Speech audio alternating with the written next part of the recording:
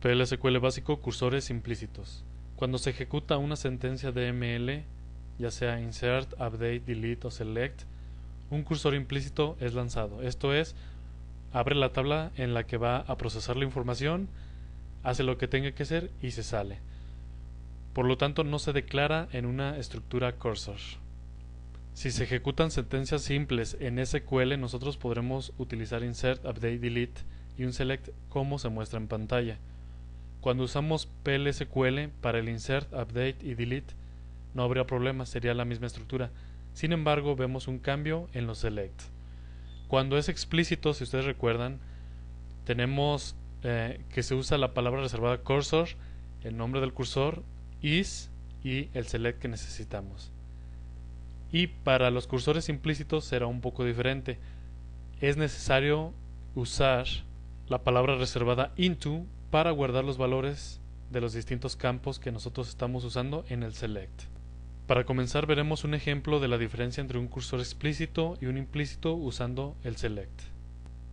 Comencemos con el cursor explícito. Tenemos que para esto la estructura,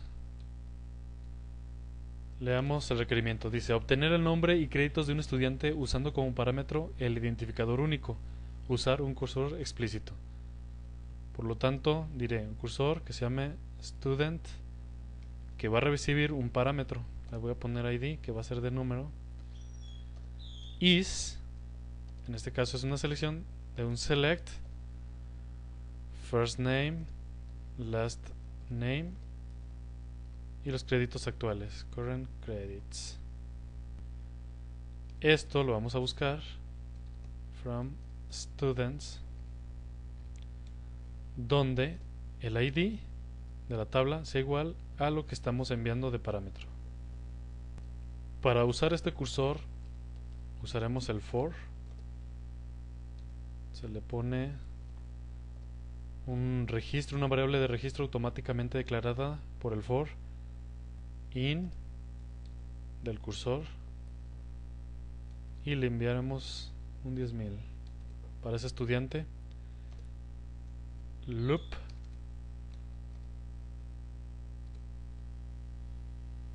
aquí en esta parte imprimiremos el nombre del estudiante encontrado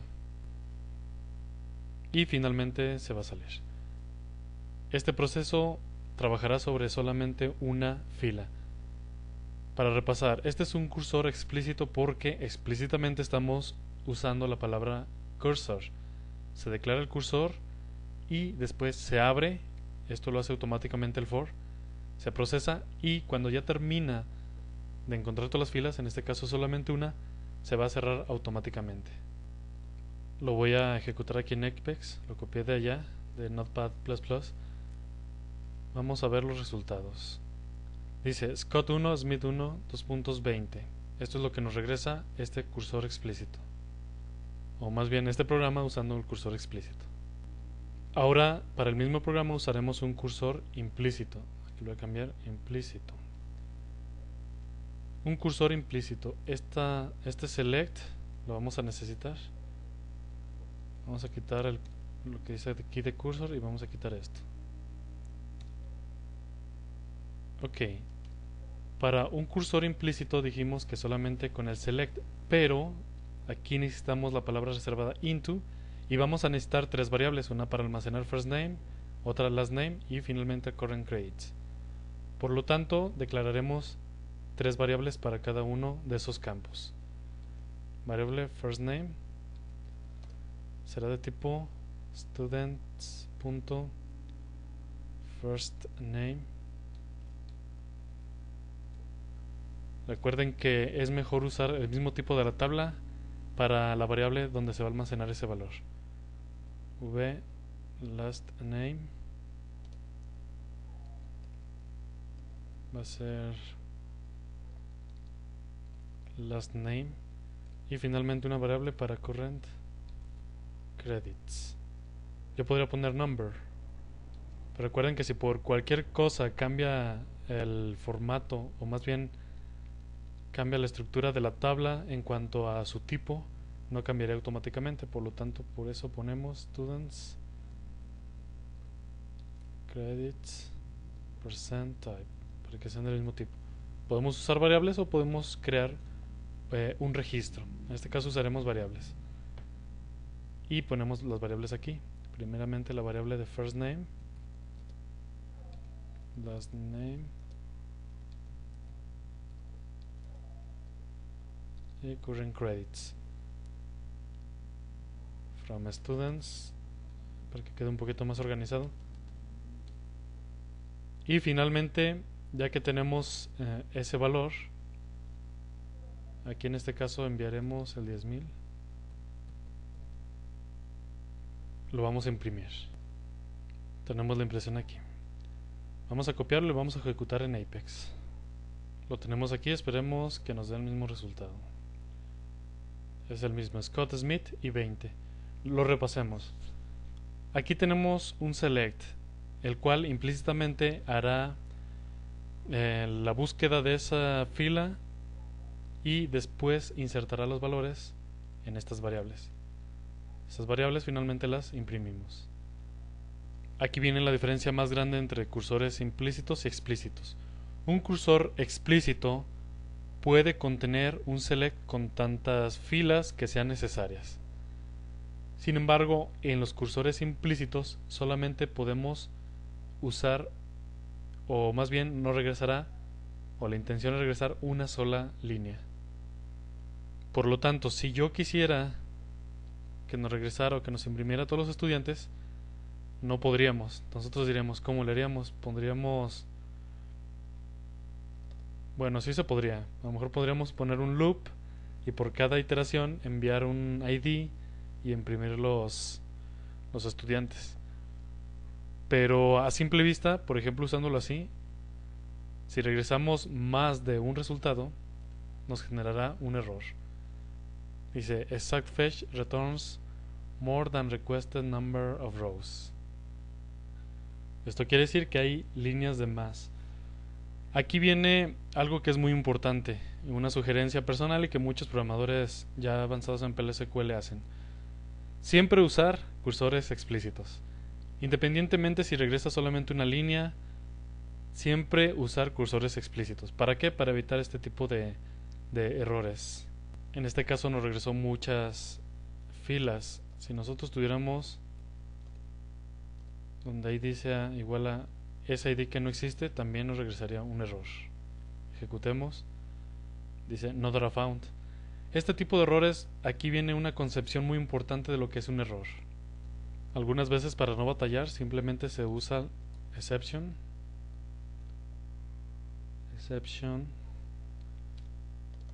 when others, y por aquí un mensajito de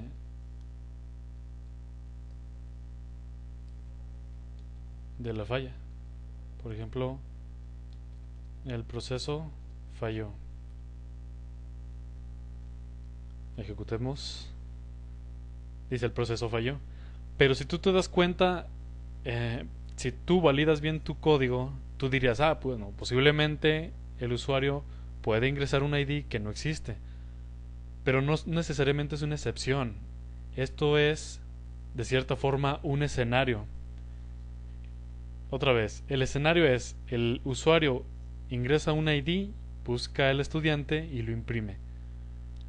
Si no existe el ID, va y muestra un mensaje de que no existe y por favor ingresar un ID válido. En este caso de las excepciones es un poco diferente. Una excepción se usa cuando ocurre un suceso inesperado. Pero si eres un buen programador, tú esperarías o posiblemente pensarías que el ID no existe. Por lo tanto, este tipo de manejo de errores no es muy apegado a los estándares. Posiblemente un programador más organizado diría, ok, yo usaré excepciones para cada una de las posibles que yo detecté. Por ejemplo, no data found, si no encontró, entonces imprimo un mensaje de que no se encontró el estudiante. Y si no regresa muchas, when too many rows,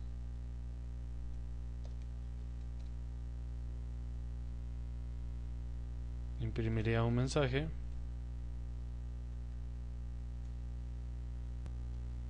diciendo que el proceso regresó más líneas de las esperadas. El proceso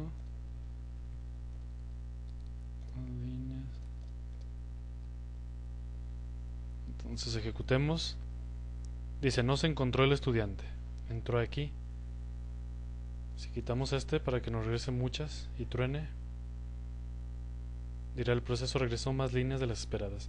Y la excepción when others entraría cuando la base de datos se cae o en alguna otra circunstancia. De nueva cuenta, se recomienda que en excepciones solamente sean excepciones no esperadas. Si nosotros tenemos escenarios posibles, es necesario manejarlos dentro del código, dentro de la estructura o el cuerpo del código PL/SQL. Veamos el ejemplo con un cursor explícito. Tenemos un cursor explícito el cual nos va a regresar la información de first name, last name y current credits para el estudiante con el ID 10.000. Como es llave primaria, solamente regresaría un valor en caso de que fuera encontrado. Por lo tanto, entra al loop y regresa o imprime estos valores en caso de que lo encuentre. Vamos a ejecutarlo. Se encontró uno. Si no encontrara, ¿qué pasaría? Vimos que los implícitos tronaba. En este caso vamos a poner uno así. Dice que se procesó, pero pues no marcó error ni nada. ¿Por qué? Porque entra, no encuentra, y si no encuentra, no hace nada. Asimismo, si encontrara muchos, veremos lo que haría. Imprimiría todos, en este caso.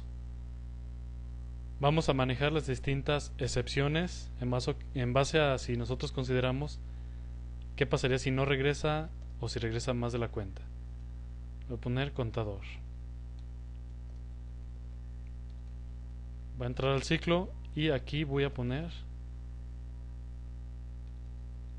v contador, los puntos igual a v contador más 1. Aquí inicializaré el contador cada vez que entre antes de que entre al ciclo.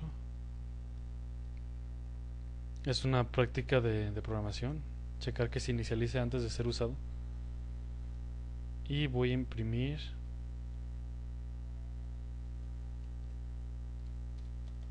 con un if. Vamos a poner, si v contador es 0, o sea que no encontró nada, si es igual a 0, entonces imprimimos un mensaje de el estudiante no fue encontrado. Y luego ponemos si no, si el if v contador es mayor a 1, entonces aquí vamos a poner se encontraron más registros de los esperados.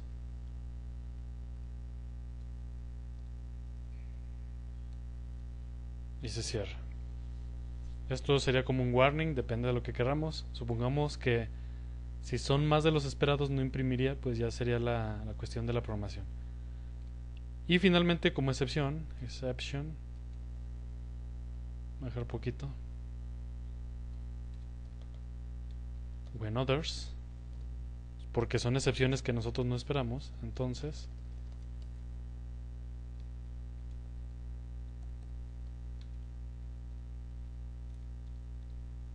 inesperado, error inesperado. Aquí obviamente podemos mandar el código del error, etcétera. Bueno, ya nos metimos mucho a lo que es el manejo de los cursores implícitos y explícitos. Lo que quiero que veas es que generalmente los cursores explícitos nos dan más sensibilidad para el manejo de los distintos escenarios, mientras que los cursores implícitos, si hay algún error, nosotros los tendremos que manejar en exception. O sea, estamos mandando los escenarios a la parte de excepciones, lo que no es meramente correcto, aunque funcionara. Para dar un breve repaso, los cursores implícitos no necesariamente se tiene, o más bien no es necesario poner la palabra reservada cursor para poder usar el select. Se usa directamente dentro del cuerpo del programa PLSQL y se necesita, esta es la diferencia, usar la palabra reservada into para incluir los valores en cada una de las variables definidas. Un pequeño ejercicio. Teniendo este código y nosotros sabiendo que aquí es el ID, que usando el ID es la llave primaria, es única, ¿cuál de las excepciones ya no sería necesaria? Teniendo el código así, sabiendo que el ID es único. ¿Ya la atinaste? Sería la de too many rows. ¿Por qué? Porque finalmente nunca nos regresaría más de una línea. Finalmente es un ID, o no lo regresa o no lo regresa. Por lo tanto, la recomendación siempre es usar cursores explícitos. Para terminar los cursores implícitos, veamos ahora para las 3 sentencias de ML restantes. Si ustedes se fijan dentro del código PLSQL para las insert, update, delete, no es necesario poner otro tipo de sentencia, o como pasó con el select, pusimos el into. Estos se ejecutan así como se usarían en SQL. Veamos. Por aquí nos faltó un punto y coma. Y lo tenemos. Lo primero que hizo es un insert a la tabla students y puso estos valores. Después actualizó todos, sumándoles un crédito, y finalmente borró los que sean de educación. Solamente es como ejemplo. Como usan cursores implícitos, nosotros podemos tener información de los procesos que se hicieron mediante palabras, o podemos decir estructura de control SQL not found o SQL found cuando encuentra algo, incluso contar las líneas afectadas. Veamos un ejemplo con el update. Esto aplicaría para las otras sentencias de ML. Digamos que hacemos una actualización. En este caso nosotros sabemos que actualizará para todos los estudiantes, pero queremos ver cuántos estudiantes actualizó y si entró al proceso de actualización. Por lo tanto decimos primero si SQL percent not found, o sea que si no encuentra, entonces system, vamos a poner un mensajito que diga no se actualizaron registros.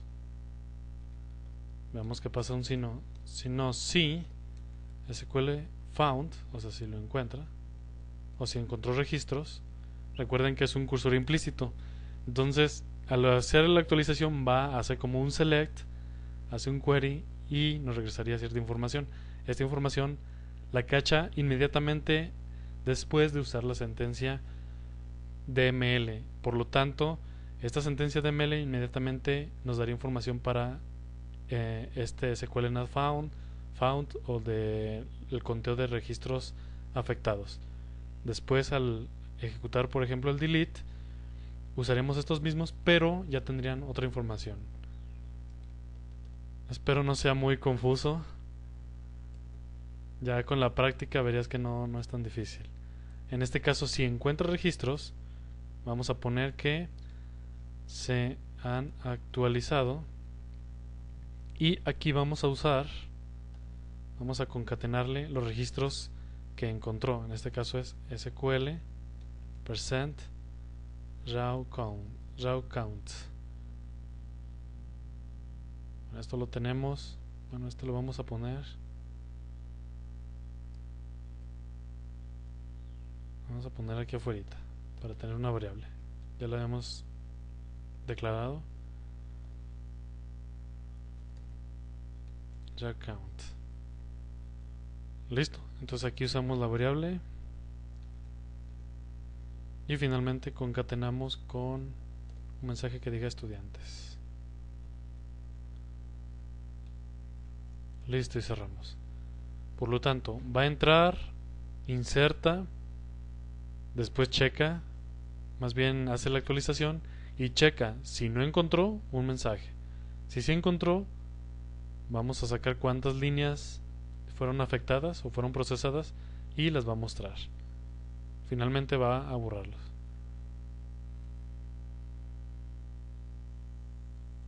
Nos mandó un mensajito de error. Vamos a depurarlo. Dice que la línea 12 encontró un símbolo SQL cuando se esperaba otra cosa. Aquí está. Es else if. Un error de dedo. Ejecutamos. Otro error. Se encontró un punto y coma. Bueno, aquí lo bueno es que aparezcan errores y los detectamos rápidamente. Se me olvidó cerrar el if. Finalmente se han actualizado 3 estudiantes. Quiere decir que sí entró y se actualizaron. Para concluir, los cursores implícitos funcionan en todas las sentencias DML. No se necesita la palabra cursor para poder procesarlos. Esas sentencias DML nosotros podemos manipular o poder decir cuántas filas fueron afectadas en base a palabras reservadas que tendrán el valor inmediatamente después de ejecutar la sentencia DML. Y como recomendación vimos que es muy importante o es mejor usar cursores explícitos en vez de implícitos, incluso cuando sabemos que el select va a regresar una sola línea. También vimos por ahí poquito de qué es una excepción, cuándo usar excepciones y el por qué es importante también tener los distintos escenarios definidos al momento de la decodificación.